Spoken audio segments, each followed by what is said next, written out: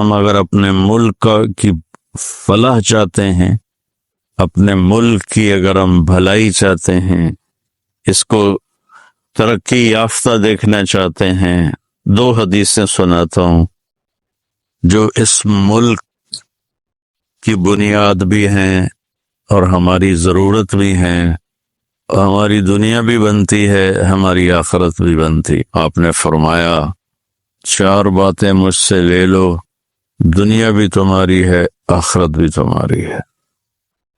حفظ امانت، صدق حدیث، حسن خلیقت، عفت فی طعمت۔ فرمایا زندگی بھر کسی کو دھوکہ نہ دینا، امانت داری سے کام کرنا، ہائے ہاتھ، ہمیشہ سچ بولنا، کبھی جھوٹ نہ بولنا، اپنے اخلاق اچھے رکھنا، کبھی بد اخلاق نہ ہونا، رزق حلال کمانا، کبھی حرام نہ کمانا۔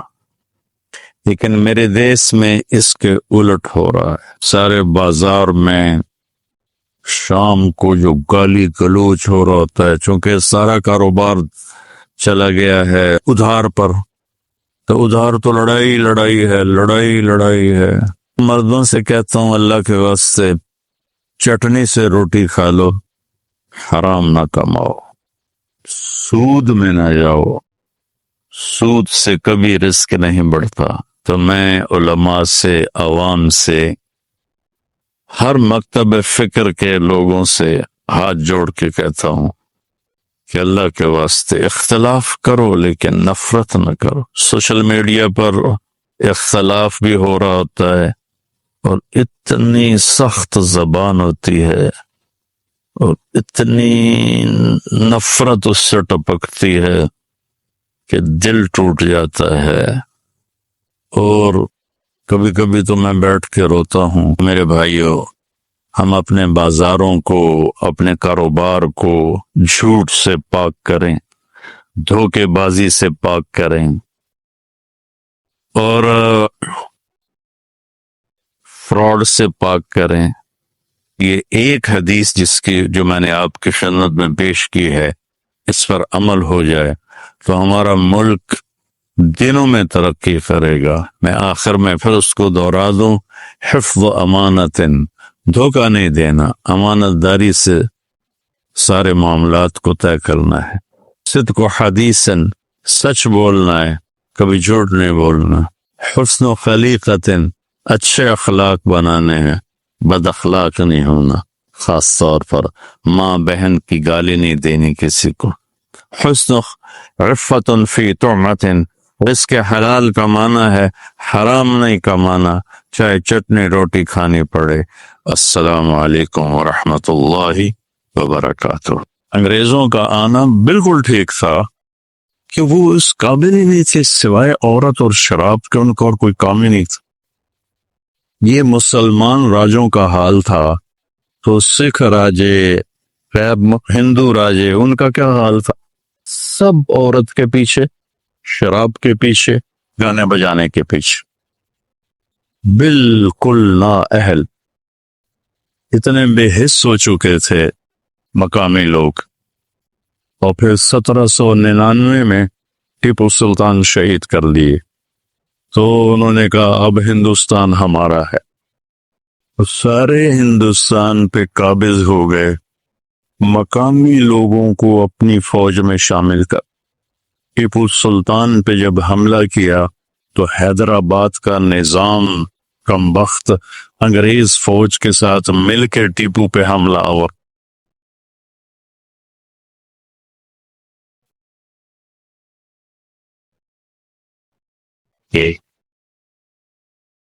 مغلوں کی حکومت سب سے لمبی چلی، 328 سال مغلوں نے حکومت، اور 1608 میں ایسٹ انڈیا کمپنی ہندوستان میں داخل ہوئی، جہانگیر کا زمانہ تھا، عروج تھا، تو ان کو وہ تو بالکل فقیر سے تھے۔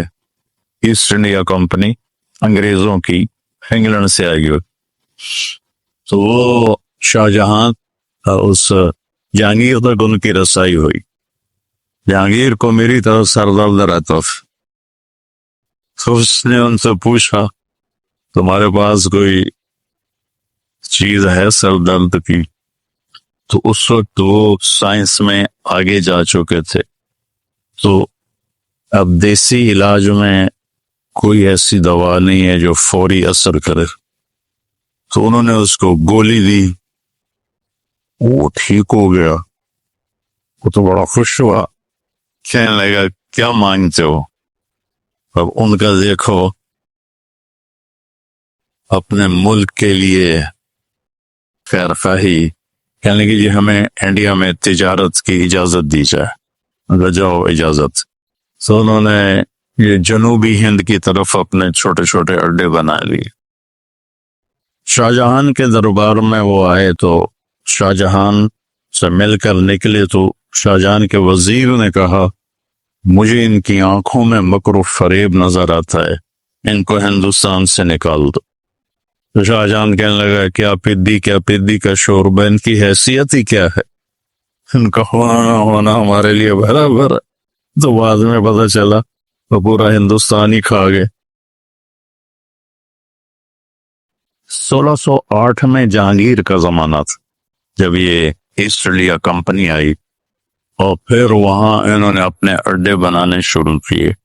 آہستہ آہستہ آہستہ مقامی فوج تیار کی، اور مقامی فوج سے 1757 میں سراج الدولہ کو شکست دے کر بنگال پہ قبضہ کر لی. مقامی فوج اتنے بے حس ہو چکے تھے مقامی لوگ. اور پھر 1799 میں ٹیپو سلطان شہید کر دیے. تو انہوں نے کہا اب ہندوستان ہمارا ہے، اور سارے ہندوستان پہ قابض ہو گئے. مقامی لوگوں کو اپنی فوج میں شامل کر ٹیپو سلطان پہ جب حملہ کیا، وہ حیدرآباد کا نظام کمبخت انگریز فوج کے ساتھ مل کے ٹیپو پہ حملہ آور ہوا. ایڈمبرا کا ایک سپاہی تھا جس نے ٹیپو سلطان کو آخری فائر کیا اور وہ شہید ہوئے. میں جب ایڈمبرا گیا تو وہ مجھے چوک میں لے گئے تو گھوڑے پر وہ سوار بہت بڑا بت اس کا بنا ہوا تھا. میں کہا یہ ہے وہ سپاہی جس نے اس کو آخری فائر کیا اور وہ شہید ہو گئے تھے. تو ہندوستان میں انگریز کا آنا ایک عجیب و غریب واقعہ ہے، لیکن کوئی اس میں دوسری رائے نہیں ہے کہ ہندوستان اس وقت بڑھ چکا تھا اور راجے مہاراجے حکومت کے قابل نہیں تھے. مسلمان راجوں کا حال یہ تھا کہ آصف الدولہ نے ایک حرم لڑکیوں کا بنایا ہوا تھا اور ایک حرم لڑکوں کا بنایا ہوا تھا.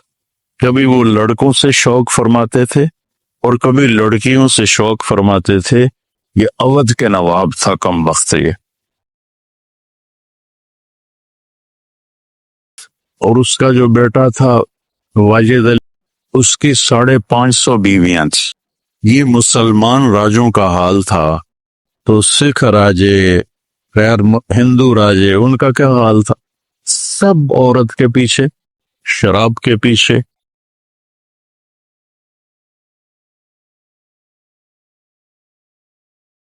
گانے بجانے کے پیچھے، بالکل نا اہل. رامپور کا نواب جو تھا وہ اپنی جو مجلس شورا بلاتا تھا، آپ کو عجیب لطیفہ بھی ہے، حقیقت میں خود بیت الخلاء میں بیٹھتا تھا اور باقی ہال میں بیٹھتے تھے. تو انگریزوں کا آنا بالکل ٹھیک تھا، انگریزوں کا آنا بالکل ٹھیک تھا کہ وہ اس قابل ہی نہیں تھے، سوائے عورت اور شراب کے ان کو اور کوئی کام ہی نہیں تھا. رنجیت سنگھ نے حکومت کی 40 سال بڑے دھڑلے سے، بہت سمجھدار راجا تھا. یہ گجرانوالے کا تھا، ایک چھوٹے سے چودھری کا بیٹا تھا، تو اپنی قابلیت پر ان پڑھ تھا. پورے پنجاب کا حکمران تھا.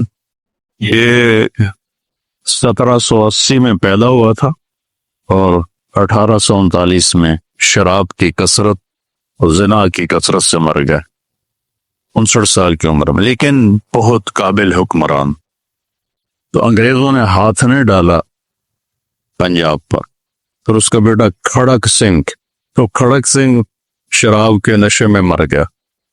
پھر اس کا بیٹا نونہال سنگھ بنا، وہ بھی جلدی مر گیا۔ پھر رنجیت سنگھ کا بیٹا شیر سنگھ تھا، جس نے سید احمد شہید رحمت اللہ علیہ کو 1831 میں بالا کوٹ میں شہید کیا اور فتح پائی۔ تو اس کو وہ بھی اتنا ڈوبا شراب میں اور عورت میں کہ اسے سکھوں نے خود قتل کر دیا 3 سال کے بعد۔ اور پھر دلیپ سنگھ بنا 16 سال کی عمر میں، انگریزوں نے اسے اٹھا کے لندن بھیج دیا اور پورے پنجاب پہ قبضہ کر لیا۔ انہوں نے پھر ظلم بھی کیے، لیکن یہ ان نوابوں کی جو تھی بدماشیاں، ان کو ختم کیا، عام لوگوں کو ریلیف دیا، کتنے نظام بنائے انہوں نے، وہ ایک لمبی تاریخ ہے۔ لیکن پھر اللہ تعالیٰ نے فضل فرمایا کہ 1906 میں مسلم لیگ کی بنیاد رکھی گئی۔ 30 دسمبر 1906 نواب سلیم اللہ صاحب ڈھاکہ، یہ نواب خاندان تھا، یہ بنگالی نہیں تھے، یہ کشمیری تھے۔ ان کے بڑے تجارت کے لیے گئے اور بہت کما لیا۔ 1857 کی جنگ میں انگریزوں کا ساتھ دیا تو اس پر انہوں نے جاگیریں دے دی، نواب بنا دیا۔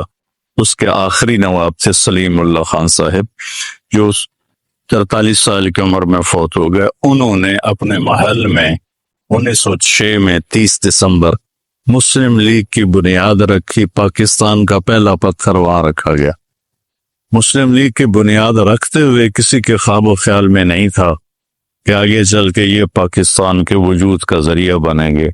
صرف یہ جد و جہد تھی کہ مسلمانوں کو اکٹھا کیا جائے اور انگریزوں کے خلاف کوئی محاذ بنایا جائے۔ تو چلتے نواب سلیم اللہ جوانی میں فوت ہو گئے، نوابی ٹائٹل ختم ہو گیا۔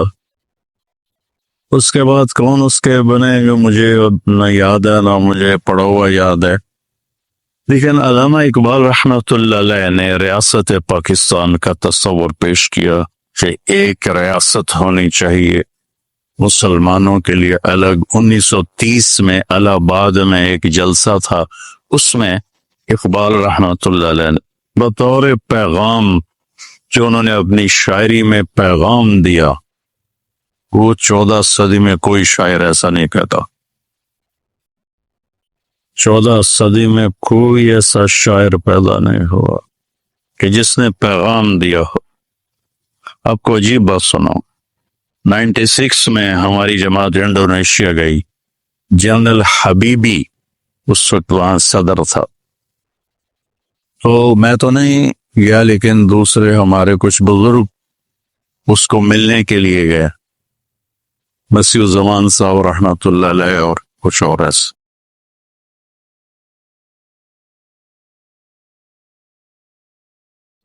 تو وہ کہنے لگا کہ آپ کو پتہ ہے ہم نے تحریک آزادی کیسے چلائی ہے؟ پھر آپ بتائیں۔ کہ اقبال کی شاعری اور آپ کے قائد محمد علی جناح رحمۃ اللہ علیہ کی تقریریں، ان کا ہم نے انڈونیشی زبان میں ترجمہ کر کے اپنے نوجوانوں کو ابھارا، اور ہم آزاد ہوئے۔ پرتگال وہاں تھا، لیکن ہم جانتے نہیں اقبال کون ہے۔ تو انہوں نے سب سے پہلے یہ تصور پیش کیا کہ ایک ریاست ہونی چاہیے۔ قائد اعظم محمد علی جناح رحمۃ اللہ علیہ یہ ساہیوال کے تھے، ان کے جو بڑے تھے ساہیوال کے، راجپوت فیملی تھی، گجراتی نہیں تھے یہ۔ کیم چھو مجامہ، یہ گجراتی زبان ہے، کیم چھو مجامہ، کیا حال ہے، بڑا اچھا۔ ان کے بڑے گجرات شفٹ ہوئے تجارت کے لیے، تو پھر وہ گجراتی بولنے لگے۔ جب 2-3 نسلیں وہاں رہیں تو اللہ تعالیٰ نے اس بندے کو چنا، انہوں نے کانگریس میں شمولیت اختیار، کانگریس میں۔ کچھ عرصے کے بعد انہیں پتہ چلا کہ یہ مسلمانوں کے مفاد میں کچھ بھی نہیں ہے، تو الگ ہو گئے۔ مسلم لیگ میں شامل ہوئے تو بری طرح مسلم لیگ پٹ رہی تھی، تو یہ مایوس ہو کے لندن چلے گئے. بہت بڑے وکیل تھے. علامہ اقبال رحمۃ اللہ علیہ نے انہیں خط لکھا کیا واپس آئیں اور مسلم لیگ کی باغ ڈور سنبھالیں. تو وہ پھر ان کے خط پر واپس تشریف لائے اور مسلم لیگ کی باغ ڈور سنبھالی. پھر علماء دیوبند دو حصوں میں تقسیم ہو گیا. ایک حصہ کہتا تھا تقسیم نہیں ہونی چاہیے. مولانا شرف علی تھانوی رحمۃ اللہ علیہ، مولانا شبیر احمد عثمانی رحمۃ اللہ علیہ، مولانا ظفر احمد تھانوی رحمۃ اللہ علیہ، مولانا سلیمان تھے ندوہ کے،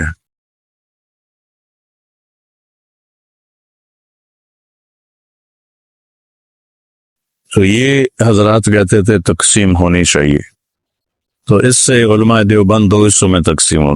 دونوں کی نیت جو چاہتے تھے نہ تقسیم ہو، ان میں بھی کوئی ذاتی مفاد نہیں تھا. وہ سمجھتے تھے کہ اس میں مسلمانوں کا فائدہ زیادہ ہے، اور حضرت ثانوی رحمۃ اللہ علیہ اور ان کے ساتھ والے کہتے تھے تقسیم میں فائدہ زیادہ ہے. اور آخر نتیجہ وہی نکلا جو حضرت ثانوی رحمۃ اللہ علیہ کا فلسفہ تھا کہ الگ ہونا چاہیے، کہ مسلم نان مسلم مفاد ایک نہیں ہو سکتا، وہ اس میں ٹکراؤ پیدا ہو جاتا ہے.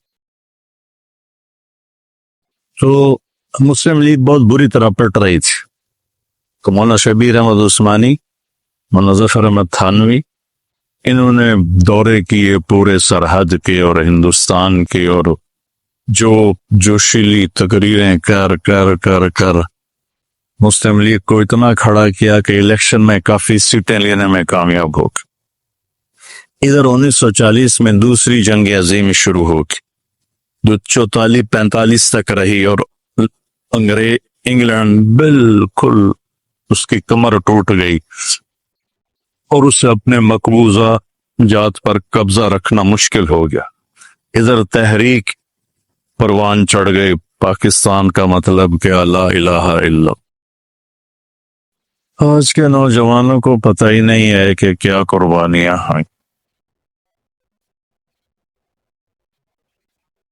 تو آخر کار انگریزوں کو ہارنا بھی پڑا اور وہ مجبور بھی ہو گئے تھے. دونوں چیزیں تھی، قبضہ رکھ نہیں سکتے تھے، سارا کچھ برباد ہوا پڑا تھا. اور ادھر مسلمانوں میں بھی ایک جوش اور تحریک اٹھی ہوئی تھی، ہندوؤں میں بھی اٹھی ہوئی تھی.